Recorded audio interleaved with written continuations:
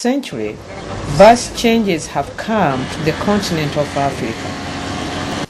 Our traditional way of life that served us well for centuries is disappearing, and our environment has suffered great damage, especially our forests.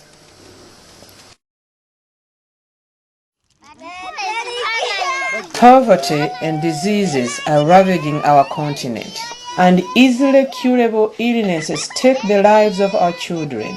AIDS particularly is taking the lives of young adults who are in the prime of their lives, leaving behind their children and elderly.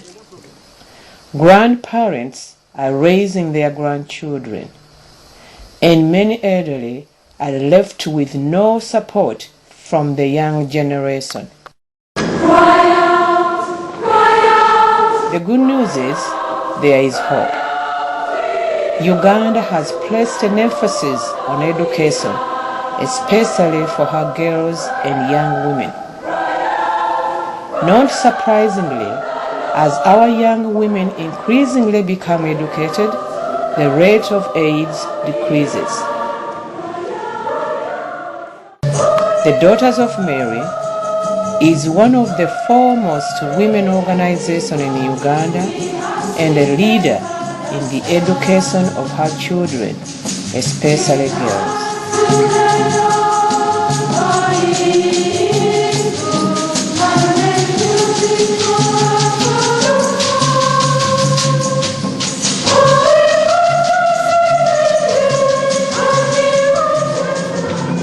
At present, there are 600 sisters serving in 12 dioceses and residing in 64 missions.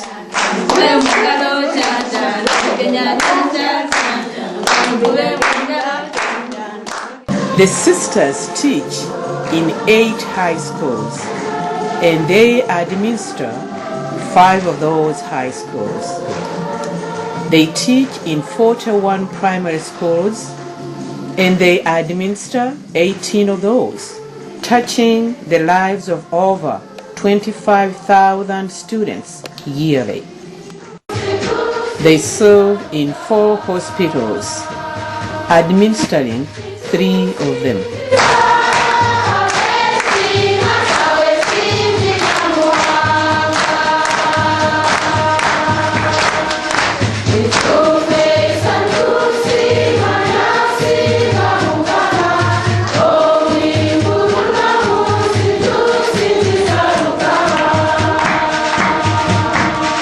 And they work in 9 health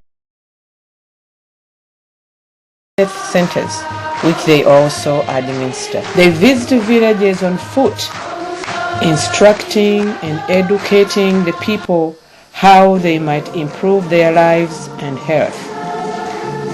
They teach religion in all their missions.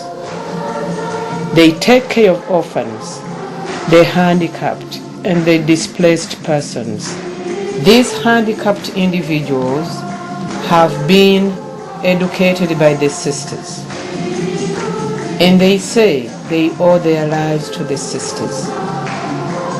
Often the handicapped are left to die since they are a burden on their desperate families.